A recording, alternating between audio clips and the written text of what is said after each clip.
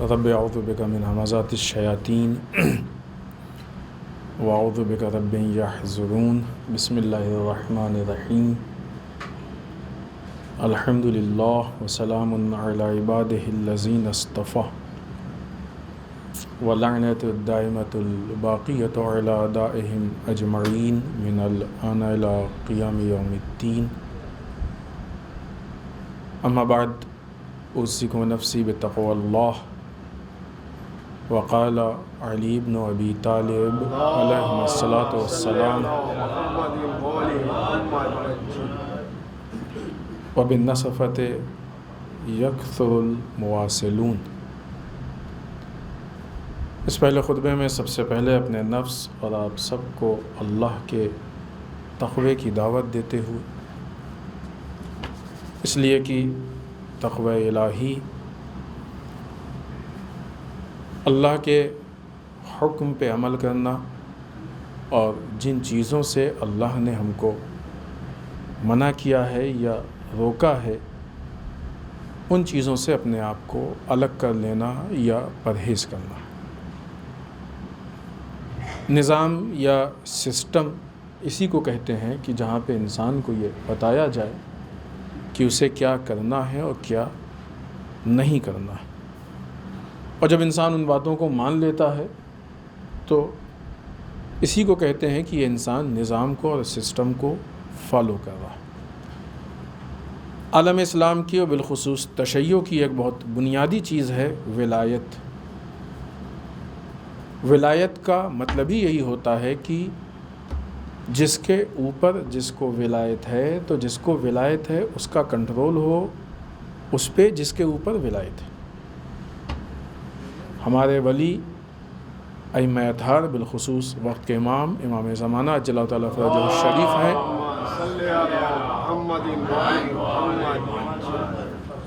تو یعنی امام کا ہمارے نفس پہ کنٹرول، اصل ولایت اللہ کی ہے، انما ولیکم اللہ، پھر اس کے بعد رسول اور پھر ائمہ کی۔ وہ آیت ہے اور آیت کی تفسیر ہے، ابھی اس کا موقع نہیں۔ امام وہ کہیں گے کہ جو رسول لائے ہیں اور رسول وہ کہیں گے کہ جو اللہ نے بھیجا ہے، تو اصل ولایت اللہ کی ہے۔ دوسرے الفاظ میں اگر ان ساری چیزوں کو جمع کیا جائے اور اس ترتیب کو، تو در واقع ولایت کے ہونے نہ ہونے کی دلیل تقوی ہے۔ اگر انسان کے اندر تقوی پایا جاتا ہے تو یہ اس بات کی دلیل ہے کہ وہ ولایت کو ایکسیپٹ کر رہا ہے، تبھی تو نظام پہ عمل کر رہا ہے، تبھی تو سسٹم پہ۔ ابھی بعض اوقات بعض لوگ ہیں، اکثریت تو خیر ابھی نہیں، لیکن بہرحال ان چیزوں کی طرف متوجہ ہونا چاہیے تاکہ باتیں آگے نہ بڑھیں۔ بہت سی چیزیں تھیں جو پہلے مثلاً صرف یوں ہی مشہور تھیں اور آہستہ آہستہ پھر وہ دین بنتی گئی۔ ابھی مثلاً وہ لوگ کی جو بہت زیادہ ولایت کے ماننے والے ہوتے ہیں تو ان کو بہت زیادہ عبادتوں کے اس میں نہیں دیکھا جاتا ہے، وہ اپنے کو ان چیزوں سے الگ کرنا، ہم تو بس مولا کے ماننے والے ہیں، ولائی لوگ ہیں ہم لوگ، مولائی لوگ ہیں ہم لوگ۔ تو جب جس کی ولایت ہے اس کو فالو نہیں کر رہے ہیں، اس کے سسٹم پہ عمل نہیں کر رہے ہیں، تو پھر ولائی کہاں سے ہو گئے، مولائی کہاں سے ہو گئے؟ جس کے سسٹم کو فالو کر رہے ہیں در واقع اس کی ولایت میں، اور یہ ولایت نہ اللہ کی ہے، نہ رسول کی ہے، نہ امام علی علیہ السلام کی ہے، نہ ائمہ اطہار علیہ الصلوۃ والسلام کی ہے، کیونکہ عبادتوں سے دور ہونا یہ ائمہ کی ولایت نہیں ہے۔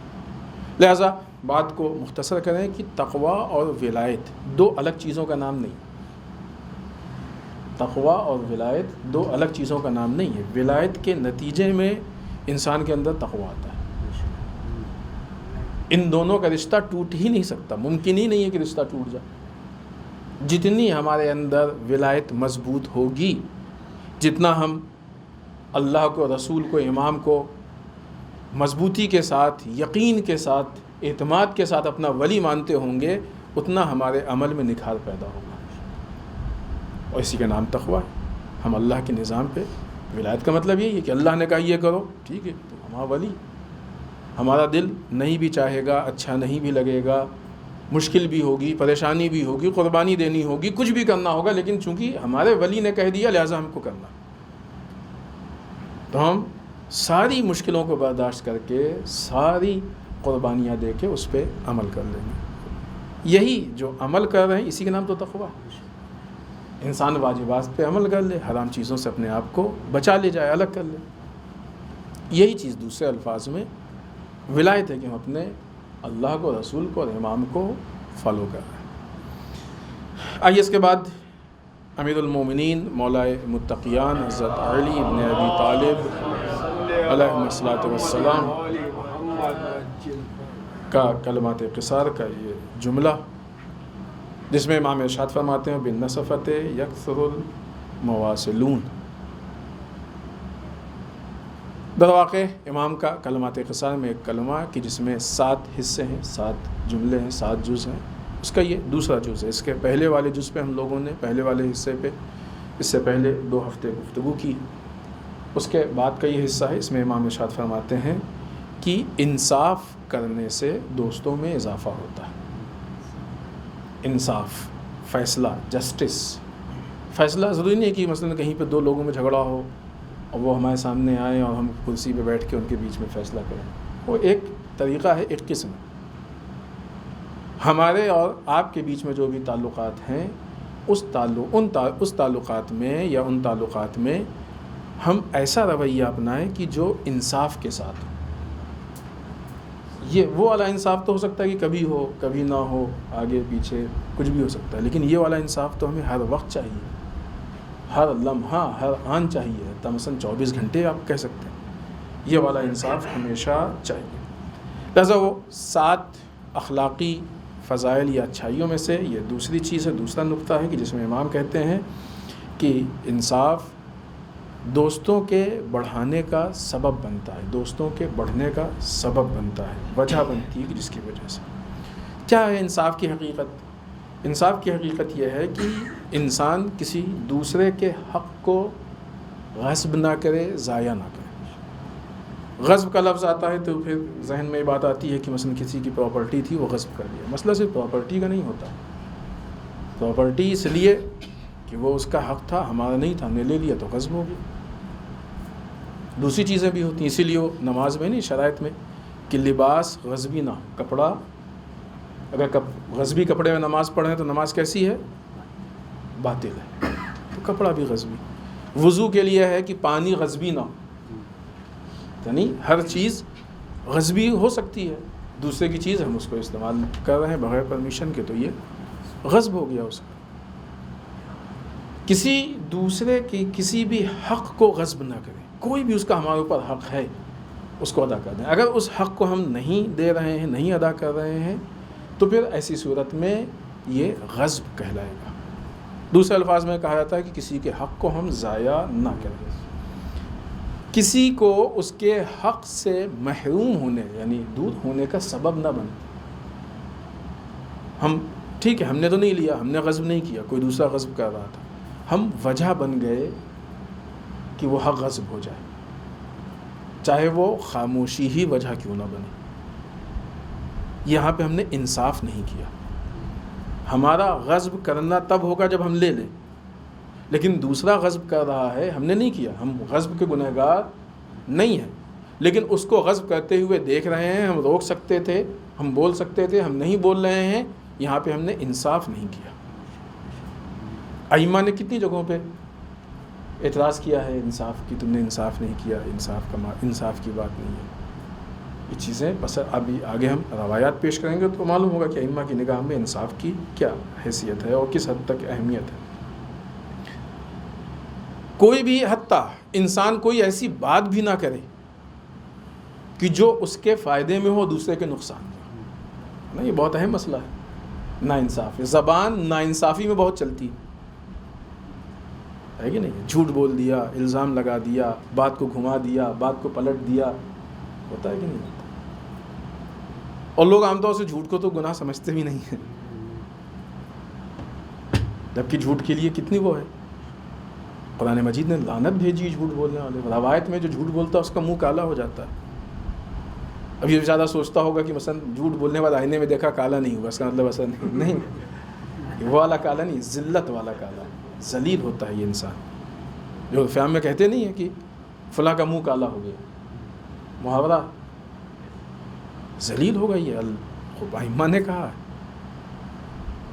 لہٰذا ناانصافی ہے، غیبت کر دیا ناانصافی ہے، کسی پہ تہمت لگایا، الزام لگایا، ناانصافی ہے، انصاف کے خلاف ہے،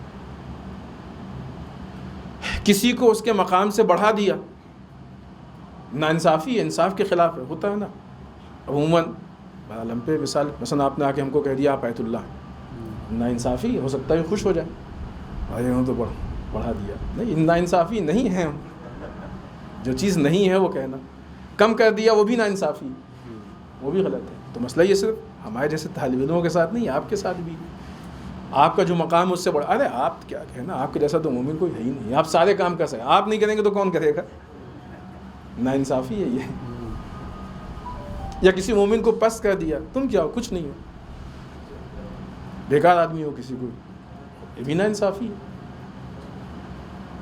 تو کتنی ہم لوگ بات چیت میں اگر دھیان دیں تو ایسا نہ ہو کہ غلطی سے ناانصافی ہو جائے۔ اچھا، سب سے بڑا مسئلہ یہ ہے کہ اگر سب سے پہلے انسان اپنی ذات سے ناانصافی کرتا ہے، کوئی بھی گناہ کرے گا تو اپنے ذات پہ ناانصافی، کیونکہ ہم گنہگار ہو گئے، اللہ نے جو حکم دیا اس کے خلاف ہے۔ جس کے ساتھ ناانصافی کرتے ہیں ہم سمجھتے ہیں ہم نے اس کو نقصان پہنچایا، روایت میں یہ، اس میں بھی یہی ہے وضاحت میں کہ اس کو نقصان ہوتا بھی، نقصان ایسا نہیں ہے، لیکن وہ نقصان بہت چھوٹا ہوتا ہے، بہت کم ہوتا ہے بنسبت اس نقصان کے کہ جو انسان اپنی ذات کو پہنچاتا ہے۔ کسی کی غیبت کی، کسی کی تہمت کسی پہ لگائی، کسی پہ الزام لگایا، کسی کو طنز کیا، کسی کو کچھ بھی کیا، زبان سے عمل سے کوئی تکلیف پہنچائی، اس کو نقصان ہوا، حتماً ہوا، لیکن یہ کرنے والے کو نقصان زیادہ ہوتا ہے۔ فرق اتنا ہے کہ جو سامنے والے کو نقصان ہوتا ہے وہ دکھتا ہے فوری طور پہ، یہ کرنے والے کو جو نقصان ہوتا ہے وہ فوری طور پہ نہیں دکھتا ہے، بعد میں دکھے گا، وہ بھی دکھے گا، ایسا نہیں کہ نہیں دکھے گا، دنیا میں بھی دکھے گا، آخرت میں بھی دکھے گا۔ بعض لوگوں کی نگاہیں اتنی محدود ہوتی ہیں کہ دنیا میں نہیں دیکھ پاتے، آخرت میں دیکھیں گے، جب وہاں پہ کلیئر لکھا ہوا سامنے آئے گا اور کوڑے ہوں گے اور سب کچھ ہوگا تو پھر اچھوں کو دکھے گا، پھر وہ کوئی مشکل نہیں ہے۔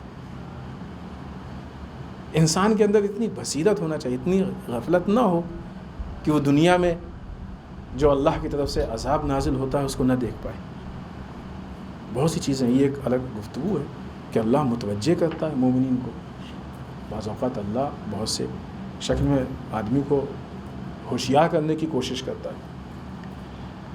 تو بہرحال کوئی بھی ایسا قدم نہ اٹھائیں، کوئی ایسی بات نہ کہیں کہ جو ہمارے فائدے میں ہو اور دوسرے کے نقصان میں ہو، اس راستے میں انسان کوئی بھی قدم نہ اٹھائے، یہ انصاف ہے۔ بلکہ جہاں پہ بھی ہو ہمیشہ جو بھی چیز ہے ہر ایک کے حق کی رعایت کرے، حتیٰ وہ لوگ کی جو بیچارے کمزور ہیں، جو اپنے حق کا دفاع نہیں کر سکتے ہیں، اپنے حق کا مطالبہ نہیں کر سکتے یا بعض حالات کی وجہ سے نہیں کر رہے ہیں، ان کے حق کو بھی ضائع نہ کریں۔ ہوتا ہے نا بعض اوقات مجبوری کا فائدہ اٹھایا جاتا ہے،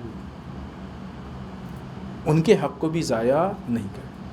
خوب، یہاں پہ ایک بہت اہم مسئلہ ہے، وہ اس پہ ہم گفتگو فی الحال نہیں کریں گے اس لیے کہ وقت میں گنجائش نہیں، لیکن اشارہ حتماً کریں گے کہ مسئلہ یہ ہے کہ حق ہے کیا۔ بعض اوقات ہم دوسرے کے حق کو سمجھتے ہی نہیں کہ ہمارے اوپر حق ہے، حق کے ہی سرے سے منکر ہو، ہمارے منکر ہونے سے کسی کا حق تھوڑی ختم ہوتا، یہ بھی جاننا بہت ضروری ہے۔ ہم نے اس سے پہلے بھی متوجہ کیا تھا، آپ سے گزارش کی تھی اور پھر گزارش کر رہے ہیں۔ امام علی بن الحسین زین العابدین علیہ الصلوۃ والسلام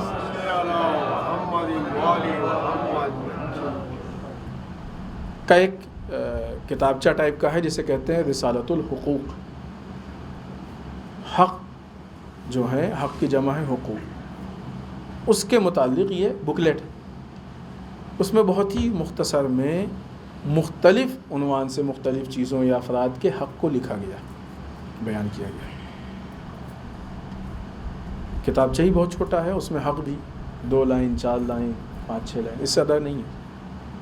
اگر ایسا بھی کریں کہ انسان یہ طے کر لے کہ ہم ہر روز صرف ایک حق اس میں سے پڑھ لیں گے، زیادہ پڑھیں ہو سکتا ہے بھول جائیں ذہن سے، ایک حق پڑھ لیں گے اور پریکٹس شروع کر دیں گے، تو زندگی میں بہت بڑی تبدیلی ہو جائے گی، اور ہمیں معلوم ہوگا کہ ہمارے گردن پہ کس کا کتنا حق ہے۔ پڑوسی کا حق، استاد کا حق، قرآن کا حق، عالم کا حق، مومن کا حق، سب کا حق ہے، ماں باپ کا حق، اولاد کا حق، اس کے علاوہ بھی بہت سارے حقوق بیان کیے گئے ہیں، لیکن بہرحال یہاں پہ بھی حقوق بیان ہوئے۔ تو ہر ایک کی حق کی رعایت کرنا اور حفاظت کرنا یہ در واقع انصاف ہے۔ اگر انسان اس طریقے سے حقوق کی رعایت کرے گا، اس طریقے سے حقوق کی پرواہ کرے گا، تو یہ اس کے نتیجے میں اس کے دوستوں میں اضافہ ہوگا، اٹریکشن بڑھے گا، جاذبیت بڑھے گی، لوگ اس کی طرف کھینچ کے آئیں گے۔ خود پہلے خود اس کے بارے میں کچھ روایتیں آپ کی خدمت میں پیش کر دیں۔ کتابوں میں، حدیث کی معتبر کتابوں میں انصاف کو لے کے بہت زیادہ روایتیں آئی ہیں۔ بعض روایتیں ہم یہاں پہ آپ کی خدمت میں پیش کر رہے ہیں۔ امیر المومنین علی بن ابی طالب علیہ السلام سے ہی یہ روایتیں میزان الحکمہ میں ہے۔ میزان الحکمہ میں اس کا پورا باب ہے، چیپٹر ہے، اور اس میں بہت سی روایتیں ہیں، شاید 20 یا اس سے زیادہ۔ خب بعض ہم یہاں پہ نقل کر رہے ہیں۔ امام فرماتے ہیں الانصاف و افضل الفضائل، افضل ترین فضائل میں سے انصاف۔ مولا کائنات کے فضائل پڑھے بھی جاتے ہیں، سنے بھی جاتے ہیں، اچھے بھی لگتے ہیں، لگنا بھی چاہیے۔ یہ فضائل ہمارے اندر ہونا چاہیے کہ نہیں؟ ان میں سے ایک اہم ترین فضیلت جو مولا کائنات کے اندر بہت اہم تھی اور جو چاہتے ہیں ائمہ و امام علی کی ہمارے چاہنے والوں میں ہو، وہ انصاف۔ اگر ہم چاہتے ہیں کہ ہم صاحب فضائل بن جائیں تو افضل ترین فضائل میں سے ایک ہے انصاف۔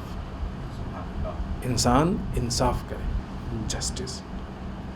دوسری حدیث ہے، اس میں امام سے ہی وہ حدیث ہے، مولا کائنات سے ہی امام ارشاد فرماتے ہیں ان اعظم المثوبۃ مثوبۃ الانصاف، اللہ کی طرف سے سب سے بڑا جو ثواب ہوتا ہے وہ انصاف کی بنیاد پر۔ انصاف، اگر انسان انصاف کرنا شروع کر دے جس مورد میں، تو اعظم بڑا ثواب اللہ اس کو عطا کرتا ہے۔ خوب یہ روایات ہیں کہ جن کی وضاحت، لیکن وقت نہیں، ہم جلدی سے روایات پیش کر دیں۔ آگے روایت یہ بھی مولا سے ہی، امام فرماتا ہے الانصاف یرفع الخلاف ویوجب الائتلاف، انصاف اختلافات کو دور کرتا ہے اور لوگوں کے درمیان اتحاد کا موجب ہوتا ہے، وجہ بنتا ہے۔ یا دوسری جگہ پہ امام ارشاد فرماتے ہیں کہ اگر، البتہ انصاف سے بڑھ کے ایک چیز ہے، وہ ہے ایثار، لہٰذا امام یہ کہتے ہیں کہ ٹھیک ہے انصاف کرو اپنی، لیکن مومن کے ساتھ کوشش کرو کہ ایثار سے کام لو۔ ایثار انصاف سے بڑی چیز ہے، انصاف سے آگے کی چیز ہے۔ دونوں میں فرق یہ ہے کہ انصاف اسے کہتے ہیں کہ انسان اپنے اور دوسرے کے فائدے کو ایک نگاہ سے دیکھے، اپنے لیے فرق کا قائل نہ ہو، جو ہمارا حق ہے وہ ہمارے لیے، جو آپ کا حق ہے آپ کے لیے، ہم اپنا حق لیں گے، آپ کا حق آپ کو دیں گے، یہ ہے انصاف۔ ایثار اسے کہتے ہیں کہ انسان اپنے بڑپن کو ثابت کرے یہ کر کے کہ اپنا حق بھی دوسرے کو دے دے، اس کو کہتے ہیں ایثار۔ روایات میں ہے کہ مومنین کے ساتھ ایثار سے کام لو، اپنا حق دوسرے کو دے دو، نہ یہ کہ دوسرے کا حق لے لو۔ وہ نہ ایثار ہے، نہ انصاف ہے، غصب ہے، ظلم ہے۔ وہ دوسرے کے حق کو چھیننا غصب اور ظلم کی کیٹیگری میں آتا ہے۔ صادق آل محمد امام جعفر صادق علیہ السلام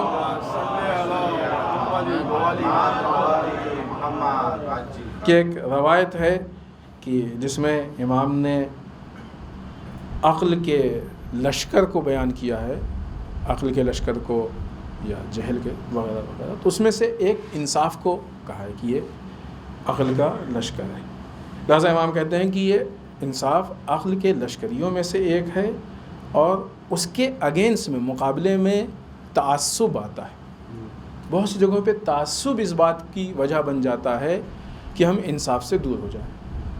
یہ ہمارے محلے کے ہیں، ہمارے رشتہ دار ہیں، ہمارے قوم کے ہیں، ہمارے قبیلے کے ہیں، ہمارے اپنے ہیں، وہ غیر کا ہے۔ لہٰذا جب انصاف کی بات آئی تو اس کے ساتھ تھوڑا سا ناانصافی چلے، ایسا ہے نہیں ہے، کیا جاتا ہو غلط ہے، یہ اس کے ساتھ ناانصافی کر دو، یہاں پہ انصاف تھوڑا زیادہ کر دو، تعصب کی بیس پہ ہوتا ہے، غلط ہے۔ اسلام تعصب کو ایکسیپٹ نہیں کرتا ہے، مذمت کرتا ہے تعصب کی. تعصب کی اسلام مذمت کرتا ہے. کبھی تعصب نہیں کرنا چاہیے اپنا، نہیں، جو جس کا حق ہے وہ اس کے مطابق. بہت جلدی سے ایک آخری چیز تاکہ یہ گفتگو آج ختم ہو جائے. بعض اوقات لوگوں کو تصور ہوتا ہے کہ بہت زیادہ انصاف اگر کریں گے تو دشمن پیدا ہوں گے. عملی اعتبار سے بعض اوقات دکھتا بھی. ظاہر سی بات ہے کہ جو انسان انصاف کو برداشت نہیں کر سکتا وہ دشمن ہو گئی. بہت سے چیزوں میں ایسا ہوتا ہے، فطری چیز ہے دشمن ہوگا. وہ بیمار، پرابلم ہے اس کو، وہ اپنی بیماری کی وجہ سے دشمن ہے. لیکن حقیقت حال یہ ہے کہ انصاف دوستوں کو بڑھاتا ہے. ہم کو لگتا ہے کہ اگر ہم انصاف نہیں کریں گے تو ہر ایک ہم سے راضی ہو جائے گا. غلط فہمی ہے کہ جو راضی ہوتا ہے وقتی طور پہ ہوتا ہے. آج آپ سے فائدہ دکھ رہا ہے، راضی ہے، کل فائدہ نہیں دکھے گا. تو ایسے ساتھیوں کو بڑھانے سے کوئی فائدہ نہیں ہے، کسی کام کے ہوتے ہوتے نہیں. آپ سے بڑا کچھ دکھ گیا اس کے پاس، آپ سے اچھا دکھ گیا اس کے پاس، کوئی انکم ہے. لیکن انصاف کی بنیاد پہ جو آپ کا دوست بنے گا وہ ہمیشہ دوست رہے گا، کیونکہ وہ اصول کی بنیاد پہ. لہٰذا اگر وہ جو ساتھی کی بھیڑ ہے بلا وجہ کہ اس کو ہٹا دیجئے، تو حقیقت ہے کہ انصاف کی بنیاد پہ ہی دوست بنتے ہیں. ناانصافی کی بنیاد پہ مطلب پرست تو ہوتے ہیں، دوست نہیں بنتے. مطلب پرست اور دوست کا فرق پہچاننا بہت اہم ہے. لہذا یہاں پہ بھی یہ ایک حدیث ہے کہ جو مولا کائنات سے ہے، اور اس کو امام محمد باقر علیہ السلام نے نقل کیا ہے. جو بھی انسان انصاف لوگوں کے نزدیک، لوگوں کے درمیان انصاف سے کام لے گا، انصاف کی رعایت کرے گا، اس کا اللہ، عربی اس کے اعتبار سے پہلے ہم ترجمہ کریں، پھر اللہ اس کے لیے سوائے عزت کے اور کسی چیز میں اضافہ نہیں کرے گا.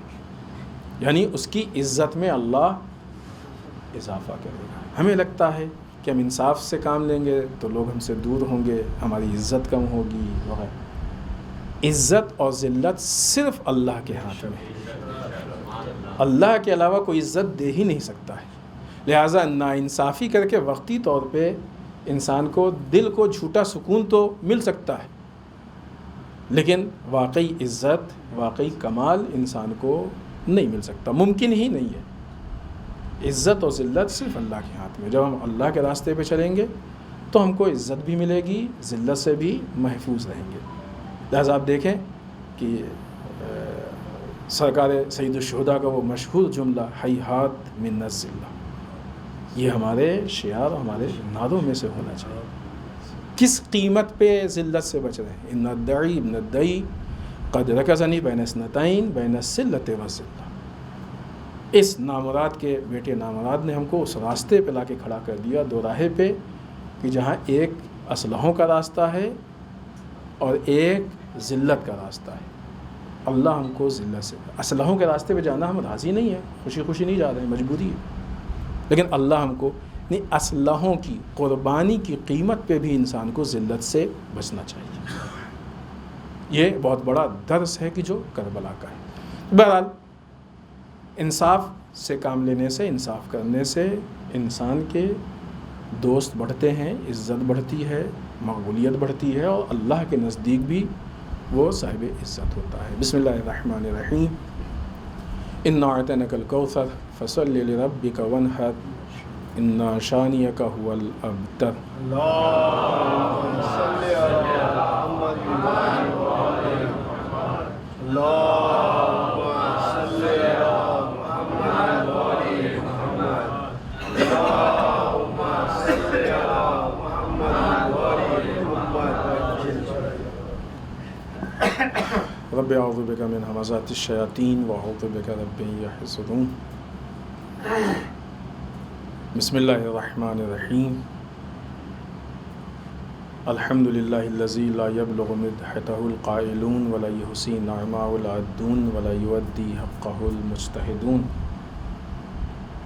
اللہم صل وسلم علی صاحب الدعوۃ النبویہ. اللهم صل علی محمد وآل محمد وصولۃ الحیدریہ. اللهم صل علی محمد وآل محمد والعصمة فاطمیہ اللهم صل على محمد وآل محمد والحلم الحسنیہ اللهم صل على محمد وآل محمد والشجاعة الحسینیہ اللهم صل على محمد وآل محمد والعبادة السجادیہ اللهم صل على محمد وآل محمد والآثار الباقریہ اللهم صل على محمد وآل محمد والماصر الجعفریہ اللهم صل على محمد وآل محمد والعلوم الکاظمیہ اللهم صل على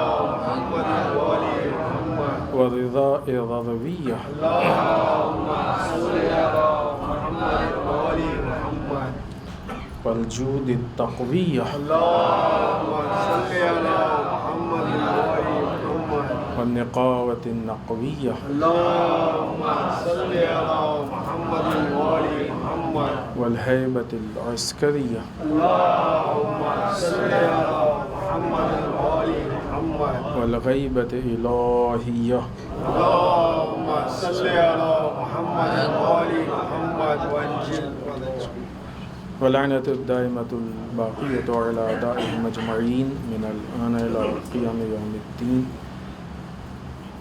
اما بعد، اس دوسرے خطبے میں ایک بار پھر اپنے نفس اور آپ سب کو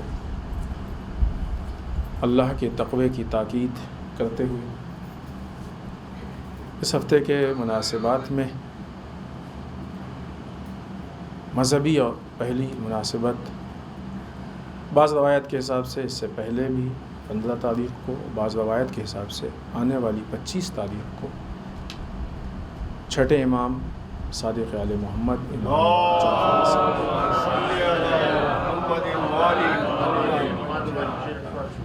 علیہ السلام کے شہادت کی تاریخ ہے. نے اس سے پہلے بھی امام کے قول کو آپ کی خدمت میں پیش کیا.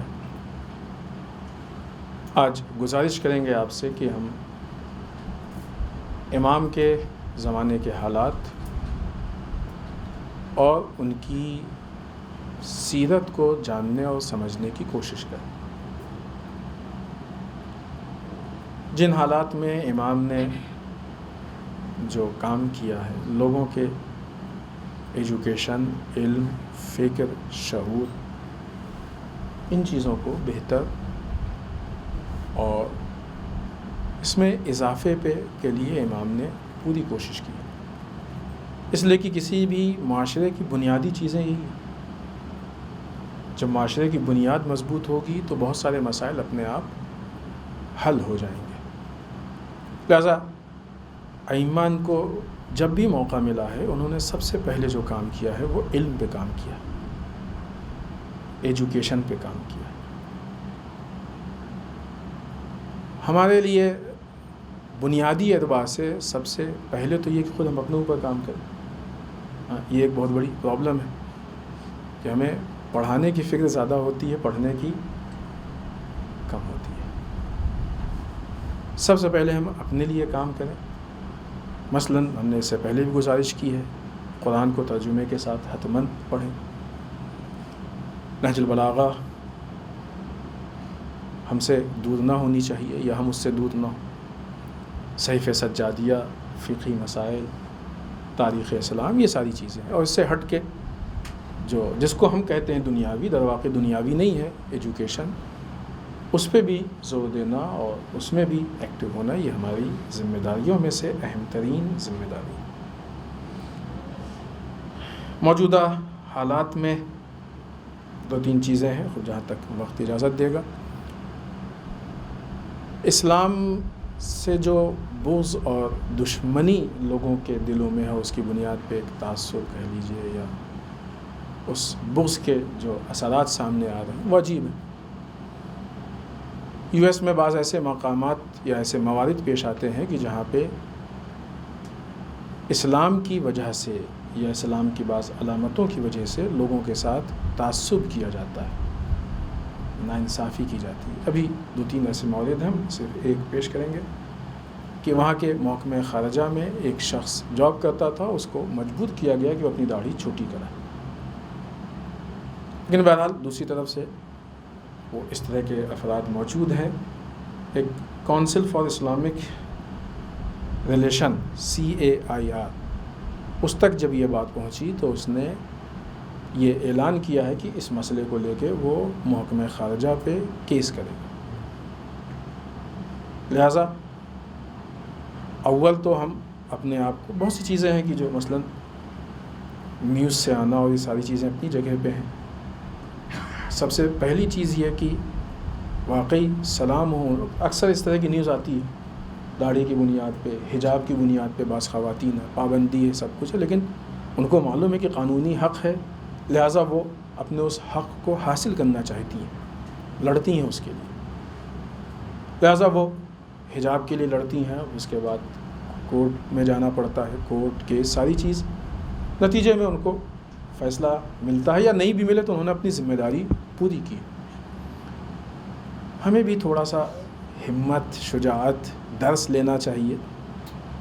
بہت جلدی کیسے کہتے ہیں نا کہ وہ ہاتھ پیر ڈھیلے نہیں ہو جانا چاہیے. جو ہمارے حقوق ہیں، جو ہمارے ملک نے ہم کو حقوق دیے ہیں، جو ہمارے ملک کے قانون نے، آئین نے ہم کو حقوق دیے ہیں، ان حقوق کو ہم جلدی سے پائمال، کیونکہ جتنا ہم اس کے متعلق ڈھیلے پڑیں گے اور اس کو ضائع ہوتے دیکھیں گے اتنا مزید ضائع ہوگا. لہٰذا چاہے حجاب کا مسئلہ پیش آئے، چاہے داڑھی کا مسئلہ، اگرچہ یہاں پہ فی الحال ابھی داڑھی کا اتنا مسئلہ نہیں، یا کوئی اور مسئلہ پیش آئے تو بہرحال وہاں پہ اس طرح کے 2-3 چیزیں ہیں.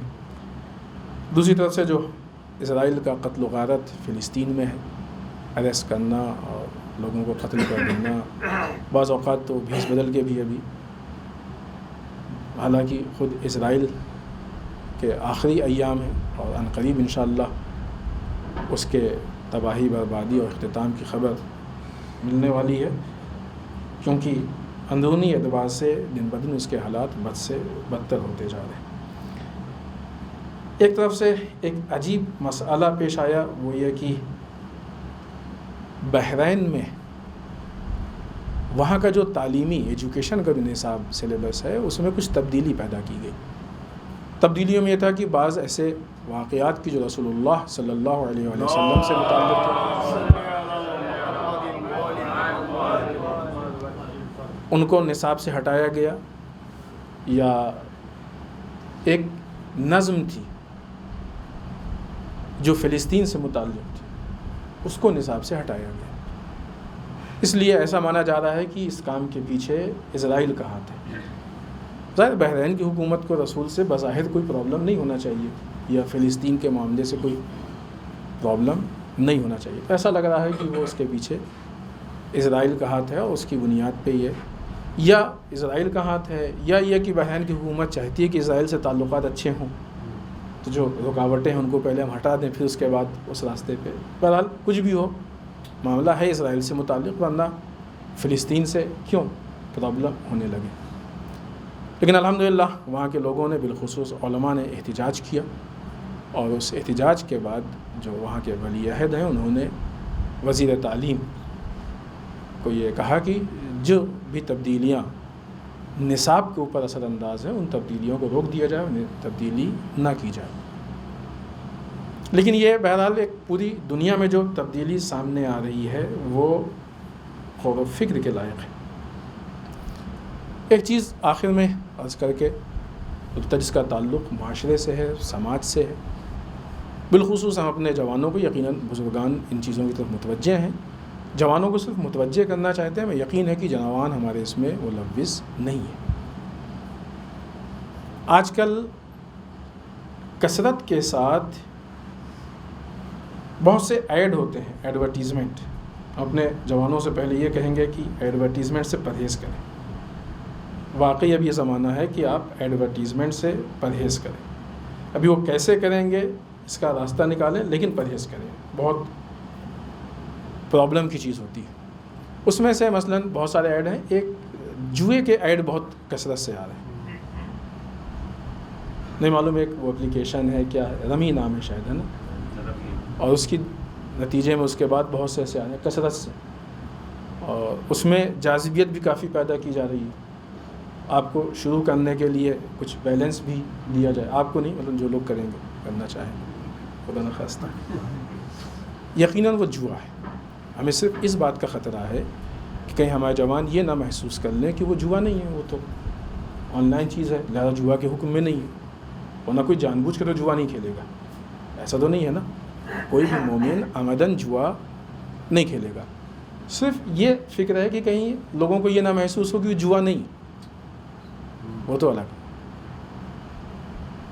مرجع علی قدر آغا سیستانی کے فتوے کو ہم آپ کی خدمت میں پیش کریں کہ کسی نے ان سے پوچھا کمپیوٹر پہ جو کارڈ کھیلتے ہیں, کارڈ کے گیم آتے ہیں نا کمپیوٹر پہ یا موبائل پہ, اس کے متعلق سوال پوچھا کہ اس کا کیا حکم ہے. تو آغا سیستانی فتویٰ دیتے ہیں کہ اگر شرط کے ساتھ ہے تو حرام. شرط کا مطلب وہی جو پیسہ ہے, جیت ہار, حرام ہے. ظاہر شرط کے ساتھ ہے تو جوا ہوا. کمپیوٹر پہ, موبائل بھی اسی حکم میں. بلکہ بغیر شرط کے بھی احتیاط واجب یہ ہے کہ جائز نہیں. یہ فتوے کی شکل, جو کہ مجتہد کے حساب سے جو دلائل ہوتے ہیں, لہذا عبادت اس کی بنیاد پہ ہوتی ہے. عملی اعتبار سے ہم آپ کو ایک جملے میں بتا دیں کہ چاہے شرط کے ساتھ ہو چاہے بغیر شرط کے ہو, جائز نہیں, حرام. پریکٹیکل میں یہ, یعنی ہمارے جوان بغیر شرط کے بھی کمپیوٹر پہ یا موبائل پہ کارڈ نہیں کھیل سکتے. یہ فائنلی آغا سیستانی کا فتویٰ ہے کہ جو ہم آپ کے سامنے پیش کر رہے ہیں. لہٰذا اب چاہے وہ گیم ہو, چاہے وہ جو بھی اس طرح کی چیزیں ہوں, اور جو بھی اس طرح کے مسائل ہوں, وہ جائز نہیں ہے. جوا ایک ایسی چیز ہے عالم اسلام میں کہ جس کی بے انتہا مذمت کی گئی ہے. ڈائریکٹ قرآن نے مذمت کی ہے, بہت سی بربادیوں کا باعث ہے. جو سامنے دکھتی ہیں وہ وہیں ہے, اس کے علاوہ معنوی اور روحانی اعتبار روایات بے انتہا اس سے مذمت میں ہے. ابھی اتنا وقت نہیں ہے, اس کے بعد کا بھی ایک موضوع تھا لیکن وقت نہیں. انشاءاللہ اس کے بعد ہم اگلے ہفتے کوشش کریں گے کہ اس موضوع کو پیش کریں, دھکے اللہ اسٹوری کر کے اس میں. تو بہرحال چاہے انسان جس اعتبار سے بھی ہو, اگر خدا نخواستہ حرام میں ملوث ہوتا ہے یا جوئے میں ملوث ہوتا ہے, تو جتنی قباحتیں برائیاں بیان کی گئی ہیں ان ساری برائیوں کا وہ مستحق و ذمہ دار بن جائے. اب دیکھیں, جب یزید کی مذمت کی بات کی گئی تو امام نے کہا تھا کہ وہ جواری ہے بعض جگہوں پہ, یا دوسری اور بعض لوگوں کی مذمت کی بات کی گئی. اور اسی انداز میں آج بھی بعض اوقات جب بعض حکمران کو مومنین جب ان کے مذمت کی بات کرتے ہیں ان کی یعنی خرابیوں کی بنیاد پہ, تو اسی اس سے کہ آپ مثلا فلاں نے وہ کی جو جواری ہے, اس طرح کے الفاظ بھی آپ کو مل جائیں گے. تو یہ چیز مذمت ہے. جوانان عزیز اس بات کی طرف متوجہ ہوں کہ جو بھی اخلاقی برائیاں ہیں, پرابلمس ہیں, اس وقت ان کو اچھا بنا کے پیش کیا جا رہا ہے. شراب پہ تو بات کرنے کی ضرورت نہیں ہے, صرف مثال دے رہے ہیں کہ ایک زمانے میں ہوتا تھا کہ جب مثلا کہا جاتا شرابی ہے, بیوڑا ہے, فلاں ہے نا, اب اس کو کہا جاتا ہے کہ ڈرنک کر رہے ہیں, وہ اسٹینڈرڈ ہو گیا. ارے وہی شرابی ہے بھائی, چاہے وہ قیمتی شراب پیے, چاہے سستی پیے, مہنگے گلاس میں پیے, سستے میں پیے, شرابی ہے, وہ بیوڑا ہے, چاہے جیسے پیے. اسی طریقے سے جواری جواری ہے, چاہے وہ فٹ پاتھ پہ بیٹھ کے کھیلے, چاہے کسی کلب میں جا کے کھیلے, چاہے آن لائن کھیلے, چاہے کمپیوٹر پہ کھیلے, موبائل پہ کھیلے, جواری ہے. وہ جس شکل میں بھی کھیلے جواری جواری ہے, جس شکل میں بھی پیے شرابی شرابی ہے. گناہ کی قباحت کو کم نہ ہونے دیں, اور گناہ سے جو آپ کے دلوں میں نفرت ہے اس کو کم نہ ہونے دیں. گناہ کی نفرت کو, قباحت کو کم نہ ہونے دیں. نقصان دہ ہے یہ کم ہونا. لہٰذا ان چیزوں کی طرف متوجہ ہوں. وہ جو گفتگو ہم لوگوں کی ہوتی ہے کہ پلاننگ کے ساتھ ہو رہا ہے اور ساری چیزوں کے ساتھ ہو رہا ہے, اور بہت سے لوگ پھنس بھی رہے ہیں بیچارے جو غافل. حدیقل آپ تو نہ پھنسیں, یقیناً نہیں پھنسیں گے. لہٰذا ہم نے یہ سوچا کہ صرف اتنا متوجہ کرا دیں کہ یہ بھی جوا ہے. خوب جب یہ طے ہو جائے گا جوا ہے تو یقیناً ہمارے جوان خود بخود اس کے نزدیک نہیں جائیں گے۔ آخر میں بارگاہ پروردگار میں دعا کرتے ہیں پالنے والے ہم سب کو اعمال صالحہ کی توفیق بار الہ اعمال قبیحہ سے محفوظ رکھے، پالنے والے ہمارے گناہوں کو بخش دے، بار الہ ہمارے مرحومین کو بخش دے، پالنے والے اسلام و مسلمین کی حفاظت فرمائے، بار الہ دشمنان اسلام کو نیست و نابود کرے، پالنے والے ہمارے علماء کا سایہ ہمارے سروں پہ باقی رکھے، بار الہ رہبر و مراجع کو طول عمر عنایت فرمائے، بار الہ ہمارے امام کی ظہور میں تعجیل فرمائے، ہمیں ان کے اعوان و انصار میں شریک ہونے کی توفیق عنایت فرمائے۔ ربنا تقبل منا انک انت السمیع العلیم، بسم اللہ الرحمن الرحیم، قل هو اللہ احد اللہ الصمد لم یلد ولم یولد ولم یکن له کفوا احد۔